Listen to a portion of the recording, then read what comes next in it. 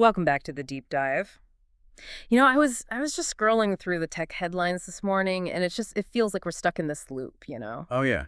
It's always bigger is better. Always, every single time we're hearing about trillion parameter models, data centers the size of football fields. I mean, the energy use rivals small countries. It's this relentless race to build the biggest brain possible. It's the brute force approach, right? Yeah. The logic on Earth seems to be if you just throw enough computing power, enough electricity at a problem, you'll eventually solve it. Right, the sledgehammer method. But today, we are completely flipping that script. I was going through the research you sent over on the space sector, the reports from NASA, ESA, some really interesting stuff from IBM.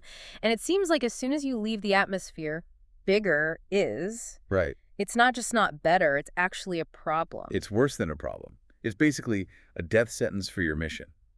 When you go to space, it's not just the rules of gravity that change. The rules of computing, they sort of invert. Invert? How so? Well, while Silicon Valley is obsessed with these massive supercomputers, the actual future of space exploration, it's being driven by things like TinyML and small language models. So the whole idea for this deep dive is basically small is smart. Exactly. And to really get why, I want you to picture something, a satellite.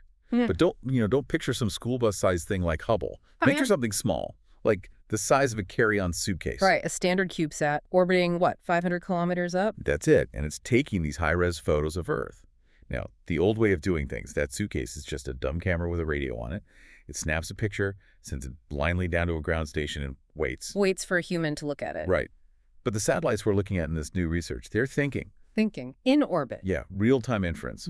They are deciding what's worth keeping, what's just trash, and, what's an emergency that needs to be reported right now. It's a total paradigm shift. Let's stick with that old way for a second. Because I think most of us assume satellites are, the peak of high tech. But reading this, historically, they've been kind of, dumb. Passive is the polite term.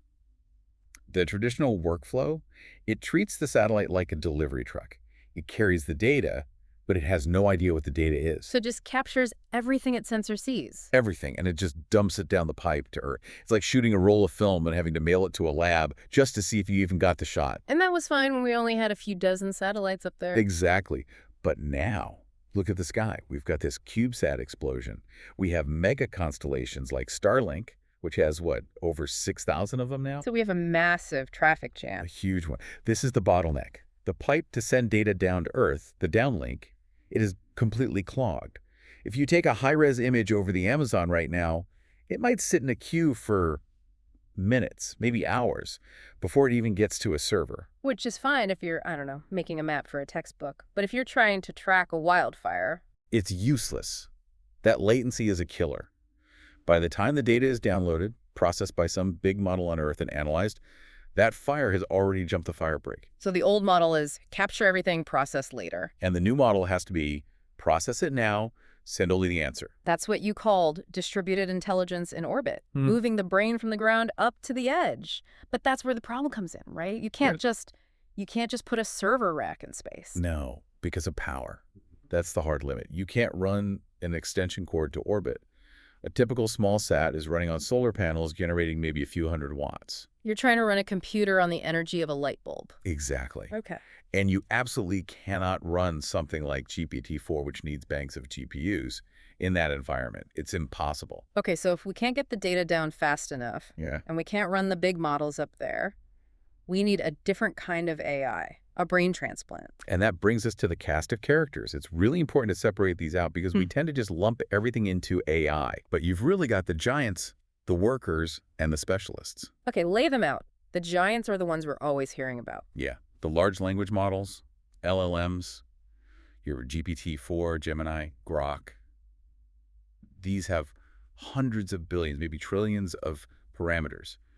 They're generalists. They can write you a poem. They can code a website. But they're heavy. They need massive cooling and kilowatts of power. They're purely terrestrial. They do not have a passport for space travel, not even close. So you step down a level and you get the small language models, or SLMs. And this space is really blowing up right now. Microsoft's Phi 3 Mini, Llama 3.2. Exactly. And when we say small, we're still talking, 1 to 10 billion parameters? Which sounds huge, but in the AI world, that's pretty lightweight. These can run on a laptop. or a phone, Hmm. and now a satellite. But the real heroes for these little suitcase sats are the third category, tiny ML. The micro specialists. These are models with just kilo or mega parameters. We're talking millions, not billions. They're built to run on tiny microcontrollers chips that cost a few bucks and sip power. These are the real game changers up there. Okay, but this is where I get a little skeptical. Usually when you shrink tech down, you lose capability, you make it dumber. Are these things actually good enough for monitoring climate change or disaster relief? That's the natural intuition, isn't it? But in this specific environment, smaller actually unlocks higher performance. It unlocks speed. Ew. Okay, look at the IBM and NASA collaboration from 2025.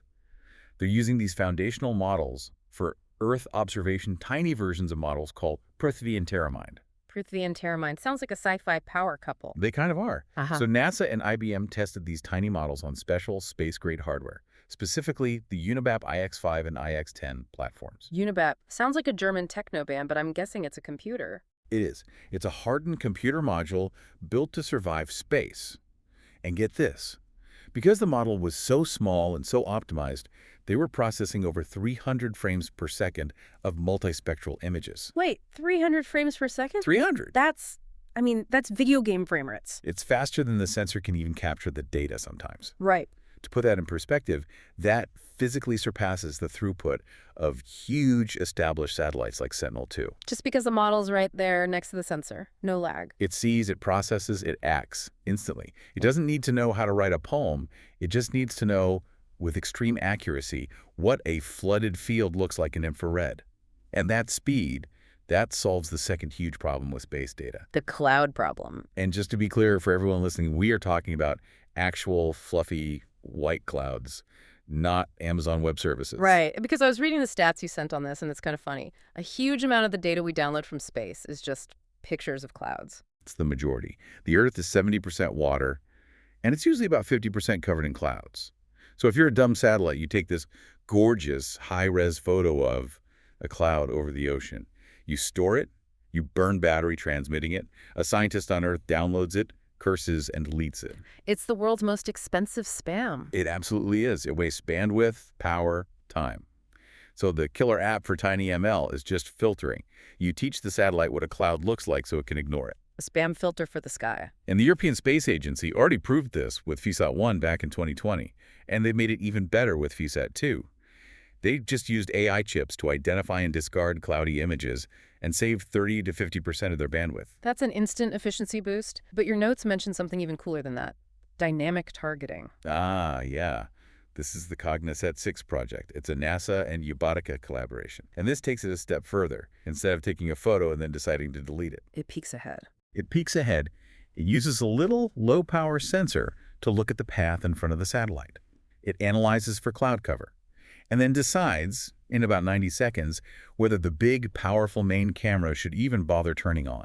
Wow, so it's managing its own time. Like, oh, clouds ahead, I'm going to take a nap. Wait, clear skies over Kansas. Wake up the main lens. Precisely. It saves wear and tear, and it saves the energy of the capture itself. It's moving from being reactive to being proactive. Which brings us to the third big advantage, and honestly, the one that is both exciting and a little unnerving, autonomy. Right. Because if it can decide when to turn on, it can also decide what's interesting. And in space, interesting can be a fleeting thing. A volcanic eruption, a ship moving into a protected area. You don't have time to phone home and ask for permission. The satellite needs to detect that anomaly and start tracking it now. It can't wait 20 minutes for a ground station to say, yes, please look at the volcano. Exactly. Companies like Planet Labs and Satellogic are already doing this with NVIDIA Jetson chips. They call it slew to queue. The AI sees a queue and physically slews, or turns, the satellite to keep tracking it. But the wildest part of the research you sent was the Ravean model. You're saying we're not just running models in space, somebody actually trained one in orbit? I know. That one stopped me in my tracks. Wow.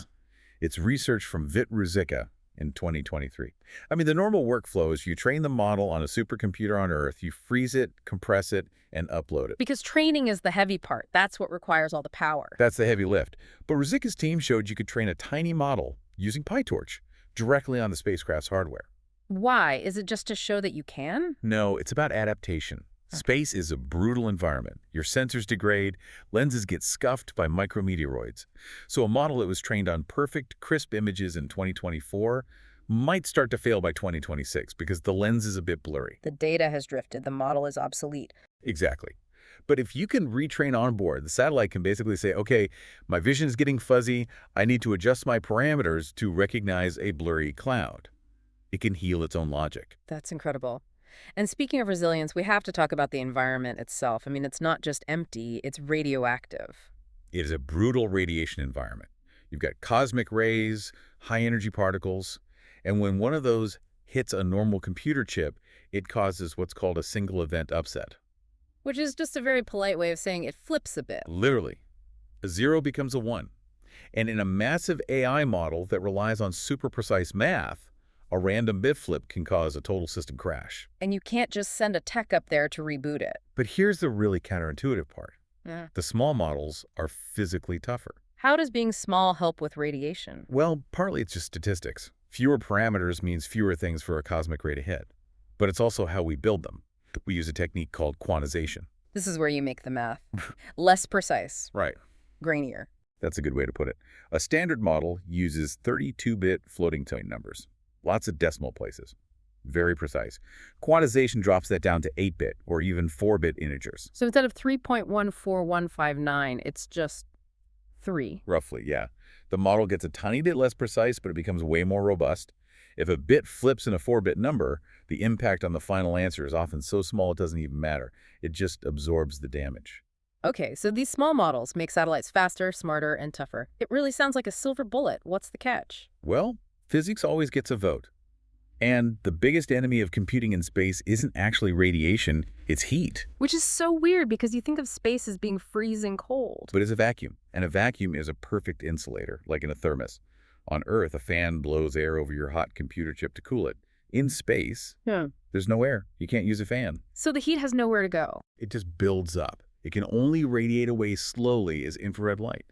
So if your AI chip is processing 300 frames a second, you generate a big spike of heat. And if you can't manage that, you can literally fry your own spacecraft. Wow, so thermal management is the real bottleneck. That's the big engineering challenge. And of course, there's the training aspect. And the legal headache. Ah, the liability question. Right. If a satellite is autonomous and decides not to track a wildfire because it prioritized something else, who's responsible?